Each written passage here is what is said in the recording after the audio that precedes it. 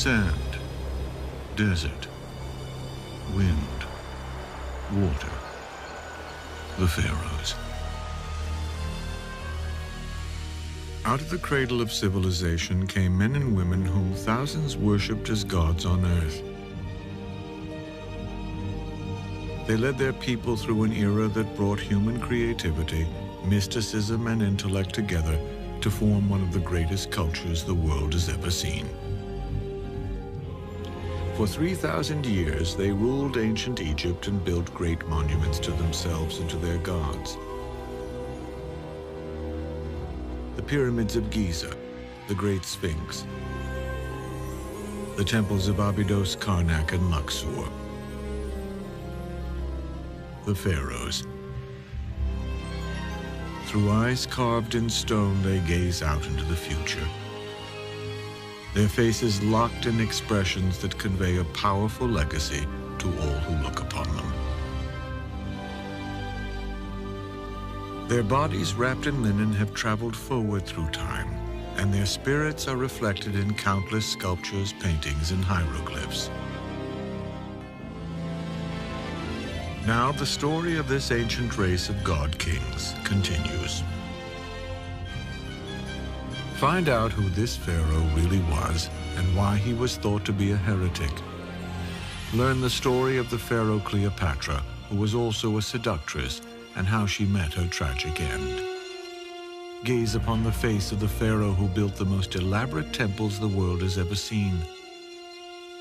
Walk among the men and women of Egypt who were the greatest pharaohs.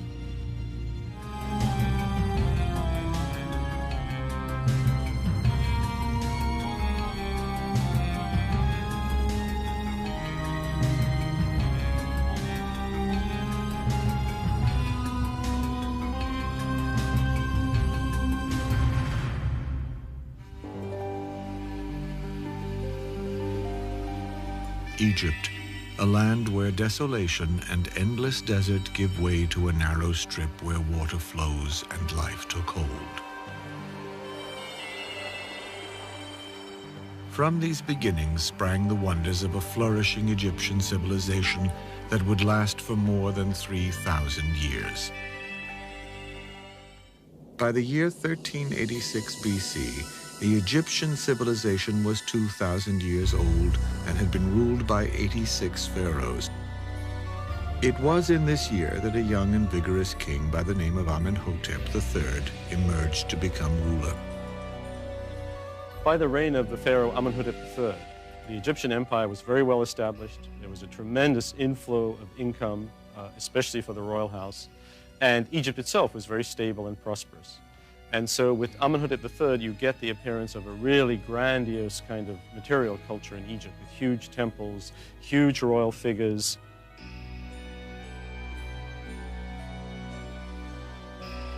His vast building projects were centered in the ancient city of Thebes. It was here that the pharaoh Amenhotep III embellished a magnificent temple dedicated to the god Amun, the Egyptian lord of creation. It signaled a peak of craftsmanship and artistic achievement for the Egyptian civilization. Its graceful columns and expansive court remain the pharaoh's masterpiece of elegance and design.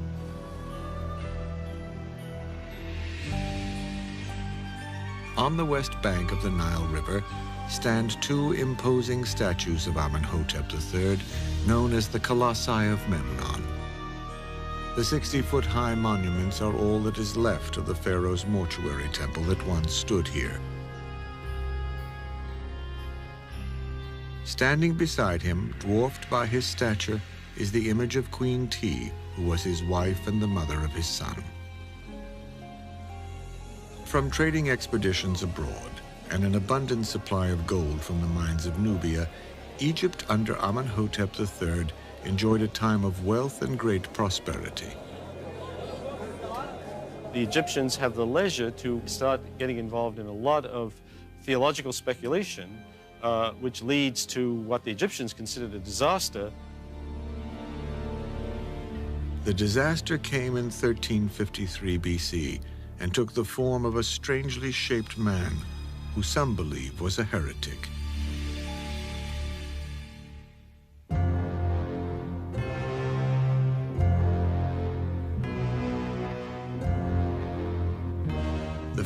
Amenhotep III had been grooming his oldest son for the throne when the young prince died.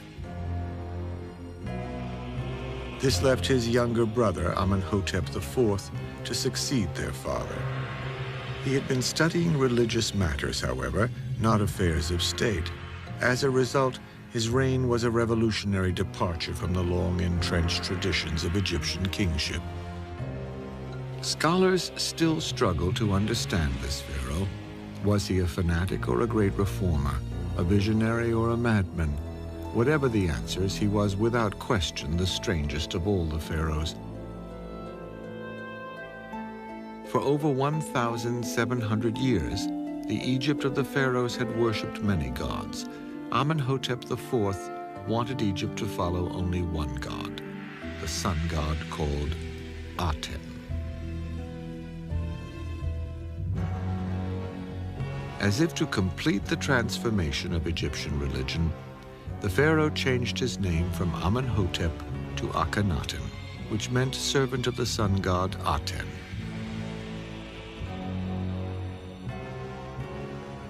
It was the first time in history that mankind worshipped a single god. This radical change rocked Egypt to the very clay of its ancient foundations. Akhenaten's reign was one of the great crisis points of Egyptian history. It was a period during which the old beliefs were overturned, the capital was moved, and the temples and cults were essentially shut down. This can't have been easy for the population.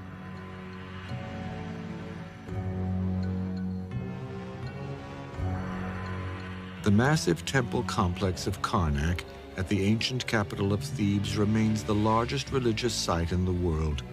It was here, in 1350 BC, that Akhenaten was crowned pharaoh in a traditional ceremony.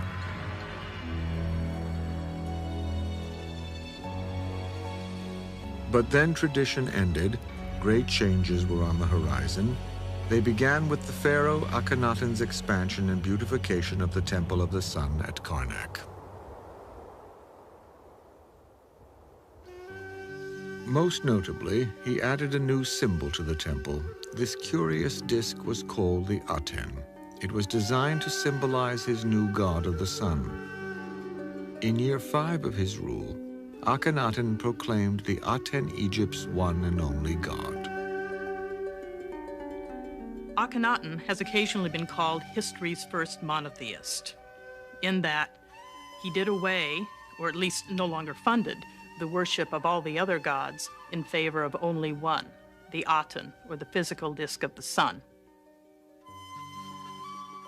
His choice for queen was also unconventional. Her name was Nefertiti. She came from a non-royal bloodline, but appeared to hold a very prominent position in her husband's reign.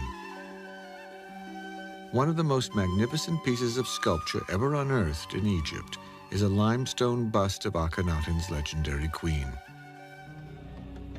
Nefertiti appears to have been an exquisite queen, but when we examine images of Akhenaten, we discover that his appearance was as bizarre as his ideas.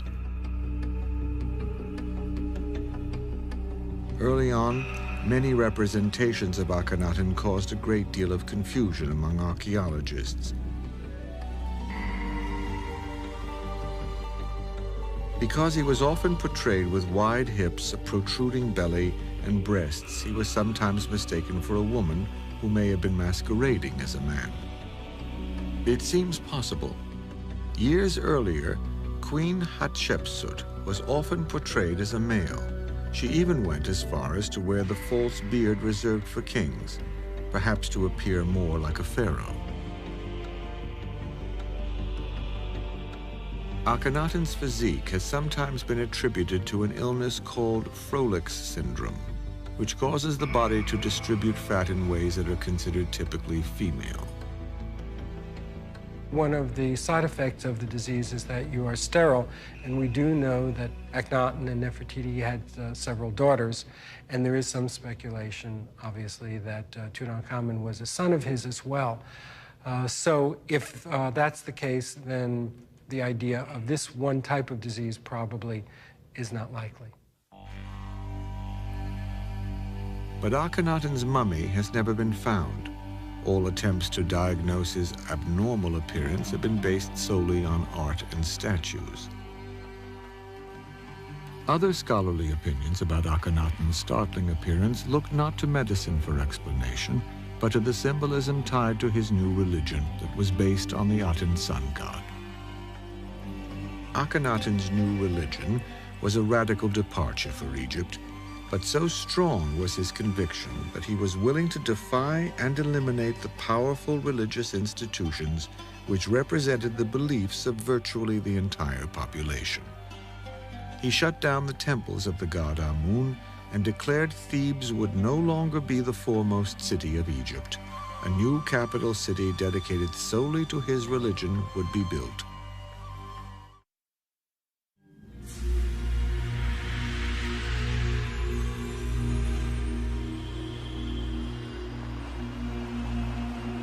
The pharaoh called his new city Akhenaten, which meant the horizon of the sun god. At the center of the new capital was the great temple. It was there that the pharaoh Akhenaten cultivated his new religion, devoted to the adoration of the sun god he called Aten. Before Akhenaten's religious reformation, ordinary people worshipped outside the temples, while the king, priests, and the elite of society performed their rites inside mysterious secret chambers. Akhenaten changed all that. He wanted the people to worship along with their pharaoh, out in the open under the sun's life-giving rays. It is believed that 3 ceremonies a day were held at the great Aten temple. The first was at dawn, as the sun rose over the cliffs east of the city. A second ceremony was held at noon, when the sun was directly overhead. Then, at sunset, the devoted would recite a hymn to the sun, which Akhenaten himself had composed. It is not known how successful Akhenaten was in converting his subjects to belief in the Aten. It is possible his new religion was simply a ploy to strengthen his image as a pharaoh. By eliminating other gods, Akhenaten knew he would appear more like a god himself. The king was removing the intermediaries, the clutter of all the intermediate priests, the very bulky and cumbersome pantheon with hundreds of different deities and so forth, with a simpler form of the religion. But it was mainly involved with the idea of the king creating a more direct support for the idea of him as a living divinity here on the earth. Akhenaten did not conduct this worship alone. There is evidence that his queen Nefertiti led the sunset ceremony each day. Nefertiti was a very important woman. We're not quite sure whether it was Akhenaten who granted her some of the importance that she had, or whether she just decided to take it. There are some scholars who felt all along that Nefertiti was behind the religious revolution even more than her husband. Another powerful woman of this era was Akhenaten's mother. Her name was Queen T. She had migrated with her son to his new city to act as his regent. Because Akhenaten was absorbed with matters of religion, it appears Queen T may have been responsible for affairs of state. If so, there remains a puzzling archive of clay tablets that were sent to the pharaoh Akhenaten. They came from outposts of the Egyptian Empire in Syria. The tablets reported that the outposts were under attack and failing.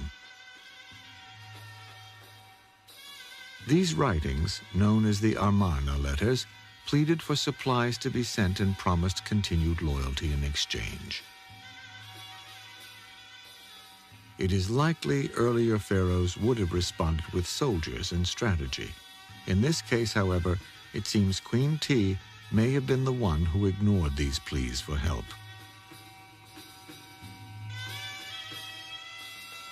Art from this period also underwent a radical change. Everywhere the pharaoh's image appeared. He was shown to be under the protection of the sun's rays. While previous pharaohs were depicted as being physically perfect, Akhenaten instructed the royal artisans to picture him more realistically. Instead of looking like a warrior, his statues portrayed him as feminine. And he was seen being tender with his children or in poses with Nefertiti that would have seemed far too intimate just a few years before. Akhenaten and Nefertiti ruled together for 12 years, and then, curiously, there is no record of the queen after that. The disappearance of Nefertiti is one of the great mysteries of Akhenaten's reign. After being such an integral part of her husband's kingship, almost a co-regent, suddenly there are no more mentions or depictions of her to be found. The reasons for this are still in debate. Some believe she may have died during childbirth. At one time, it was believed she was indiscreet in some way and Akhenaten disposed of her. Still, others suggest that she lived on past Akhenaten's interest in the sun.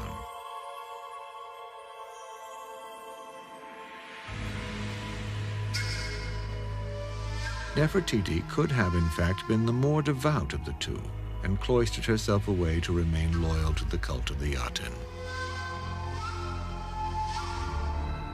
But the basic situation seems to be that she actually died.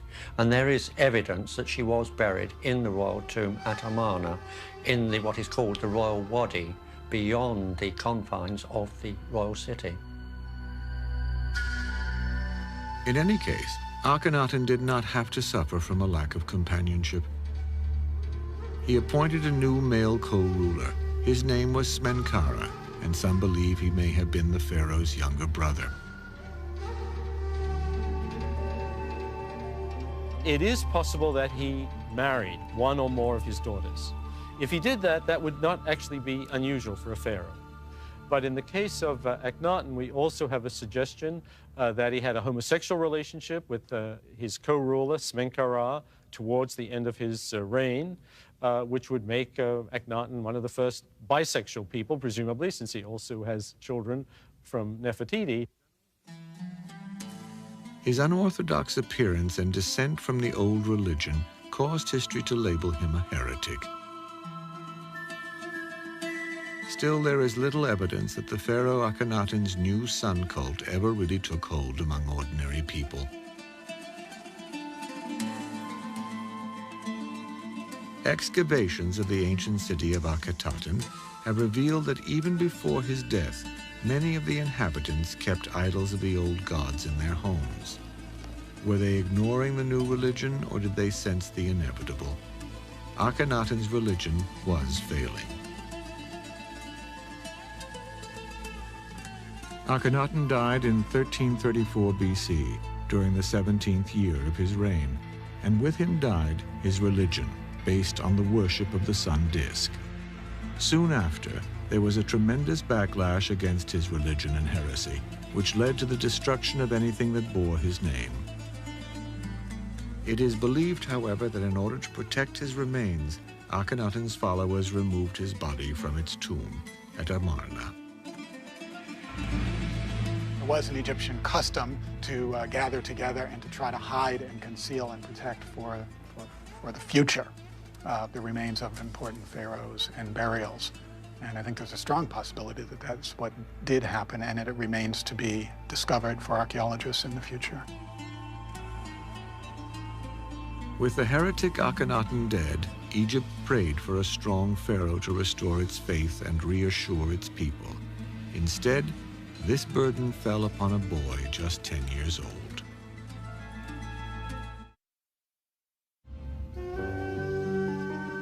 Behind the great cliffs of Dar el-Bahari, in the mountains west of Thebes, lies a golden landscape formed in primordial times, when floodwaters from the Nile cut through the earth, leaving a series of gullies and dry stream beds called wadis. It is within these canyons, in a place known as the Valley of the Kings, that the Egyptians of the new kingdom buried their departed pharaohs. It was here, on a balmy afternoon in 1922 AD, that a modern-day discovery saved the legacy of a minor pharaoh from being lost in the sands of time. From evidence recovered, it was learned that this king, named Tutankhamun, was the son of the heretic pharaoh Akhenaten. This may explain why so little was known of Tutankhamun before this finding. When the Egyptians tried to erase the memory of Akhenaten, they may have also tried to erase the memory of his son. The list of kings inscribed on the walls at Abydos curiously omits Tutankhamun's name along with Akhenaten's. This has led scholars to ponder the question, who was the pharaoh Tutankhamun?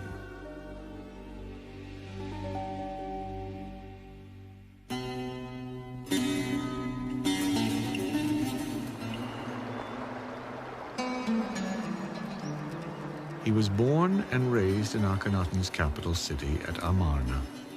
His birth name was Tutankhaten, which meant living image of the sun god. But with the death of his father, the old religious beliefs and the cult of Amun were reinstated. Accordingly, he removed the Aten from the end of his name and replaced it with Amun to become the legendary boy king Tutankhamun. His new name meant image of the god of life. Artifacts exist which depict him as a robust king attacking Nubian and Syrian enemies. But experts believe it's unlikely that young Tutankhamun was ever actually involved in any military campaigns. Such responsibilities were probably handled by an experienced general named Horemheb. He was an ambitious warrior. Inscriptions identify him as commander-in-chief of the army and deputy of the king. Horemheb had served as military commander for the two pharaohs that preceded Tutankhamun. It was his mission to reassert Egypt's military might and restore respect from its neighbors. Were there others in this boy king's court that also wielded great power? It seems that a boy suddenly thrust upon the throne of a great empire would need senior officials for advice and guidance. The question is, was Tutankhamun just a puppet for the real power behind the throne? Perhaps the answer lies with a member of King Tutankhamun's court, who overshadows everyone else. He was the king's vizier and high priest called I. A skilled and determined civil servant, his name meant Divine Father. Scholars believe it is I, along with Horemheb, who were responsible for the stability of Egypt during this time. Horemheb and I, between them, are adherents to the ancient god Amun.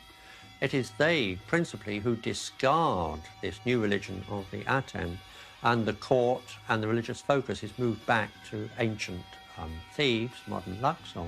Although, of course, naturally, all the inscriptions extol the virtues of Tutankhamun, but of course, it's the bureaucrats, the civil servants, the general Horemheb, the high priest I, who are essentially running the country, rubber stamping everything.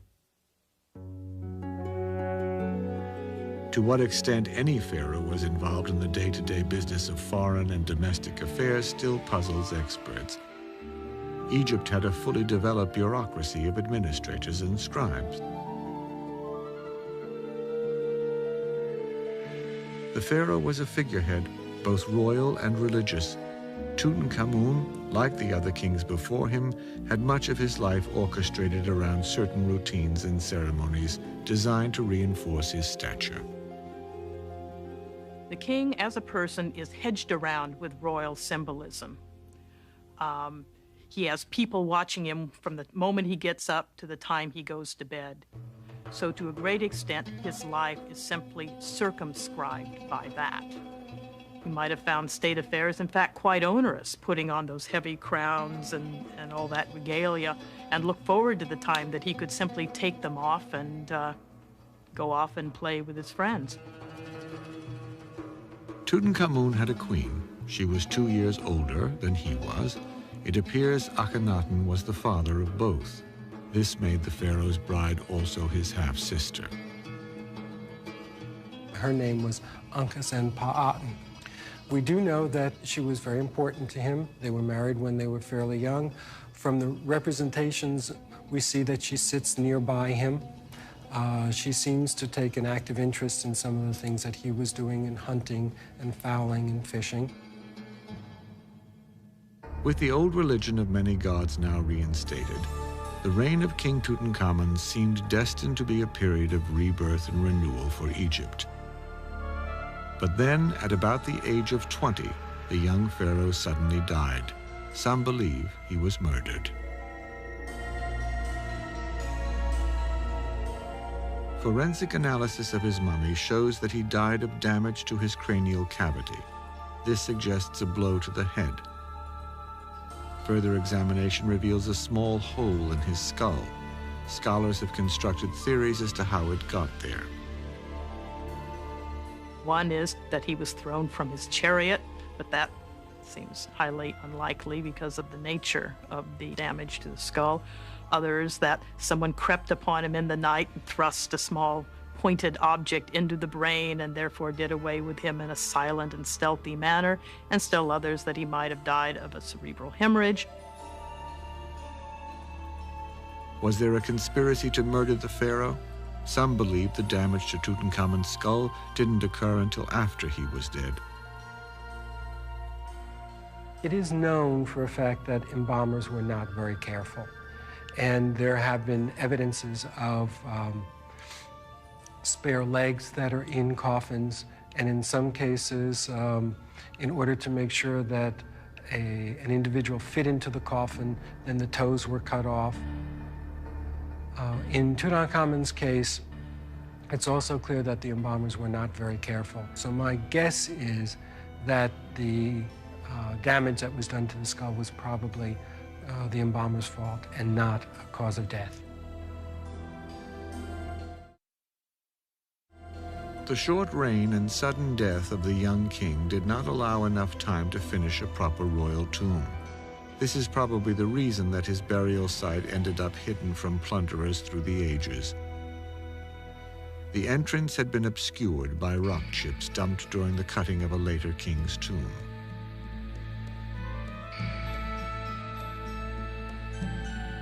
The treasures found in Tutankhamun's tomb have awed the modern world. Up until their discovery, men could only imagine how Egypt's once brilliantly colored temples and artifacts would have appeared in ancient times. The contents of the young pharaoh's tomb reveal the true opulence and splendor of the era.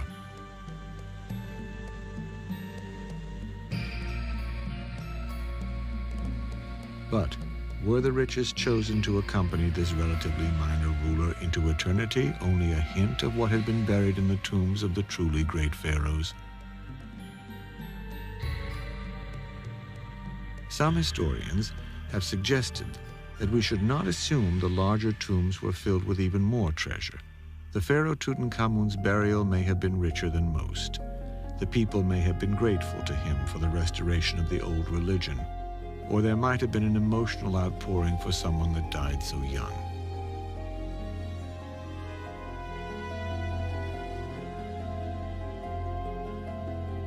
The untimely passing of the king not only caught the royal tomb builders unprepared, but it left Egypt once again without an heir to the throne.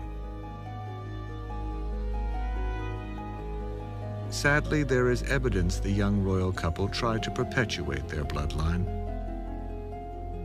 2 mummified fetuses were found in Tutankhamun's tomb that are almost certainly the remains of stillborn daughters. Although it is only a theory, some experts speculate that inbreeding may have been one of the many factors, including disease, politics, and warfare, which contributed to the decline of other kingdoms. In Tutankhamun's case, Inbreeding may have rendered his children too frail to survive.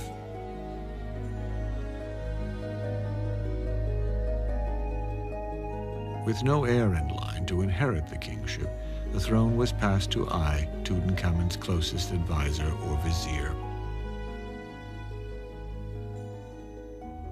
Records show that right after he died, I prepared to marry Tutankhamun's young widow to help justify his assumption of the throne. There is evidence that she suspected I was responsible for her husband's death and tried to avoid this marriage. Desperate, the widow Akhenaten sought help from outside of Egypt. She turned to a land in the east controlled by the Hittites and wrote to their king. Send me one of your sons. You have many that I may marry one, and he shall become king. For I have none here whom I may marry.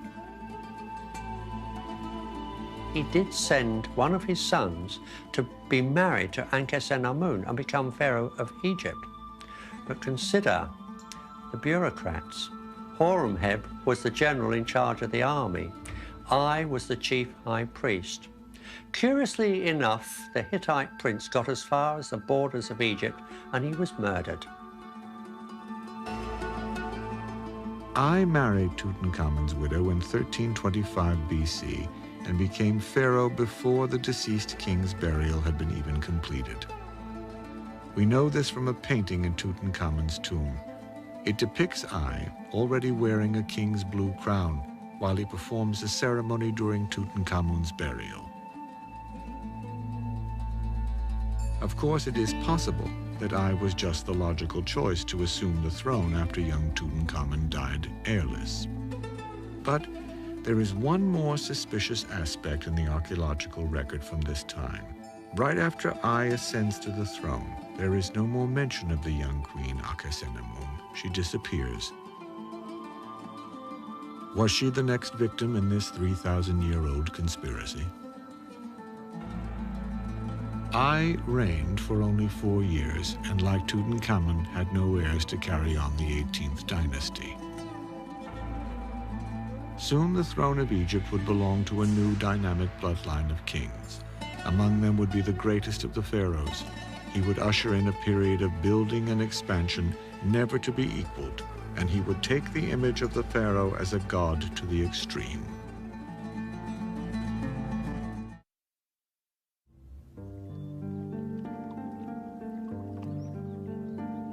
The city of ancient Thebes. The pharaohs of Egypt were drawn to this landscape that lay along the banks of the Nile River.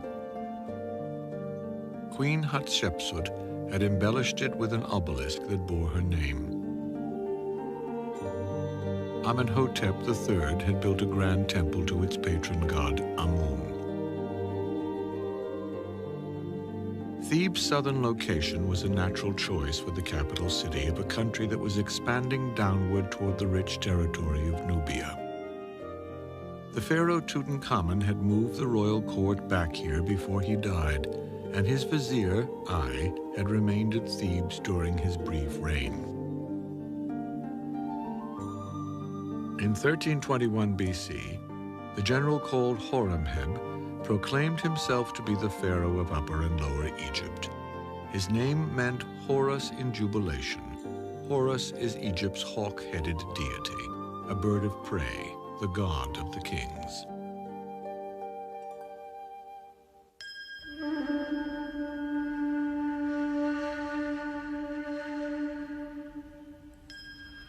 Horemheb came to the throne after a long and distinguished military career, which began 4 administrations earlier, when Amenhotep III was king. He was later appointed the great commander of the army by Akhenaten, and under King Tutankhamun he was given the title of the king's deputy.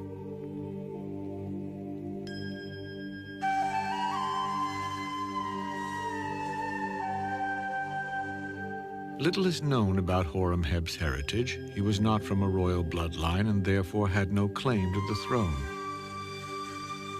He remedied that by marrying Nefertiti's sister, thus creating a feeble link to the bloodline of the kings.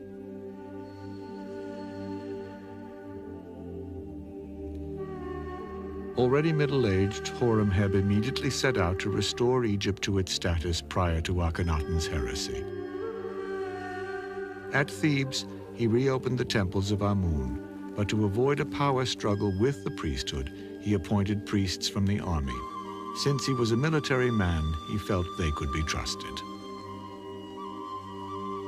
After this, Horemheb initiated the destruction of the great temples to the sun disk built in Amarna by Akhenaten.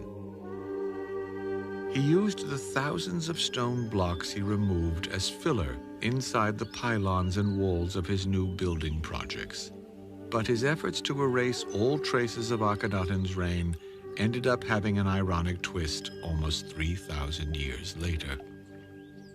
The result is now, of course, many thousands of years later, as archaeologists work to restore and study these monuments, what do they find? They find these thousands of temple blocks that Horemheb thought he'd buried forever, and since they've been buried all these years, these scenes depicting Akhenaten and his cult are actually much better preserved than any of the scenes which depict Horemheb.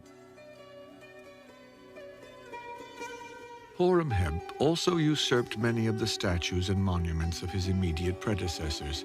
This was done by simply replacing their names with his. 2 statues at Karnak are labeled with the name of Horemheb, but most Egyptologists believe the facial features are similar to Tutankhamun's. While to us, this may seem to be the epitome of egotism, this practice was not uncommon for many of the pharaohs. The Egyptians might have not put such a negative spin on it, and they might have considered it more of recycling, but it was also a royal prerogative in a way, because when a king took over, he became divine, and therefore, since the office had always existed, then he in that office would always have been around and would always exist. It was a right and a privilege that the reigning monarch had. Horemheb ruled for almost 30 years, but when he died in 1306 BC, he, like Tutankhamun and I, was cursed by not having an heir. To avoid the chaos caused by a fight for succession, Horemheb nominated his trusted vizier for the job. This pharaoh took the name of Ramses. He would begin the 19th dynasty, one of the greatest periods of Egyptian history. Ramses had been a career army officer and was probably in his 50s when he became pharaoh. Ramses planned to continue rebuilding Egypt, but his reign lasted only 2 years. He did manage to accomplish something his 3 predecessors had not. Ramses produced a male heir to inherit the throne.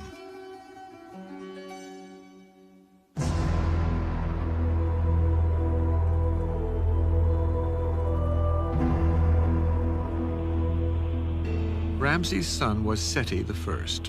He had been the vizier and troop commander during his father's brief reign. After inheriting the throne, Seti gave himself the additional title of repeater of births to signify the beginning of a new era. During his time as pharaoh, Egyptian art and culture flourished. Tremendous building projects were also undertaken. At Karnak, Seti enhanced the building of the great hypostyle hall here in the Temple of Amun. He also began to repair and augment the religious sites at Abydos. These efforts helped him to legitimize his non-royal bloodline's claim to the throne.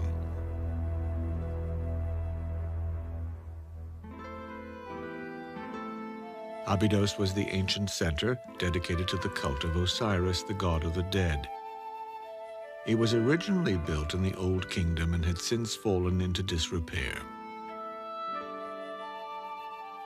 The temple Seti I built for himself at Abydos is considered one of the masterworks of the era. Inside, his likeness is depicted alongside many of the gods of Egypt. It is believed that the gods actually dwelled within the temples which were dedicated to them. The wall reliefs here are considered some of Egypt's finest. They were carved with great precision and in the more difficult raised technique instead of the more common and quicker inscribed carvings. Seti was also the pharaoh who had the list of kings inscribed in his temple at Abydos. It not only honored those who came before him, but also elevated Seti into their ranks. The name Seti means he of the god Seth. Seth was the deity of storms and war. Seti lived up to his name on the battlefield. He has grown up with the army. There's a totally different attitude to life and certainly to royalty and the higher echelons. He fights incredible campaigns year after year against the Syrians. Amongst his great foundations was, in fact, the temple at Karnak. And on the north wall, you find these incredibly long and huge reliefs of Seti attacking fortresses, destroying the enemies of Egypt. He's a mighty warrior. In 1278 BC, Seti I died after reigning for an extremely productive 13 years. He was originally buried in a tomb prepared for him in the Valley of the Kings. But to protect Seti's remains from grave robbers, his mummy was later removed and taken to a hiding place, dug high into the cliffs above Queen Hatshepsut's temple at Dar el-Bahari. Slightly over 100 years ago, in 1881, archaeologists unearthed this tomb. It revealed a remarkable collection of over 160 mummies known as the Royal Cache. Seti I was among the pharaohs discovered. His is the finest example of all the existing royal mummies.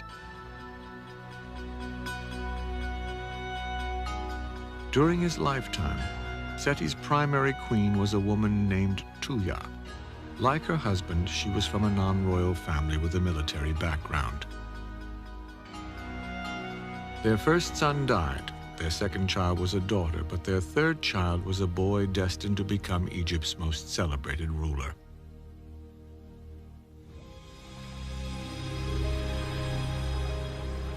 The dog star Sirius is the brightest in the Egyptian heavens. Each year, it disappears around the beginning of May to reappear about the 18th of July.